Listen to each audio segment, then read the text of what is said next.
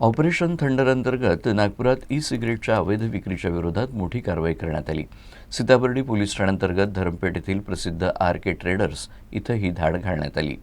विशेष म्हणजे कारवाई दरम्यान स्वतः पोलीस आयुक्त यावेळी उपस्थित होते। नागरिकांमध्ये विशेषतः तरुण तरुणींमध्ये अंमली पदार्थांचं व्यसन वाढून त्यांचं आयुष्य बर्बाद होऊ नये यासाठी नागपूर पोलिसांनी ऑपरेशन थंडर अशी धडक मोहीम हाती घेतली आहे। यातच नागपुरातील सीताबर्डी पोलीस ठाण्याअंतर्गत धरमपेठ भागातील प्रसिद्ध आर.के. ट्रेडर्स इथं पोलिसांनी धाड घालत 22 ई सिगारेट जप्त केल्या, तर दुकान मालक वृषभ लालवानी याला पोलिसांनी अटक केली। आरोपी विरुद्ध अंमली पदार्थ अधिनियम अंतर्गत विविध गुन्हे दाखल करण्यात आले।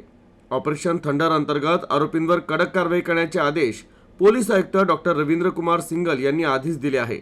विशेष म्हणजे या कारवाई दरम्यान स्वतः पोलीस आयुक्त डॉक्टर सिंगल स्वतः जातीनं हजर होते। नागपूर पोलिसांच्या या धडक कारवाईनं अंमली पदार्थ तस्करांमध्ये खळबळ उडाली आहे।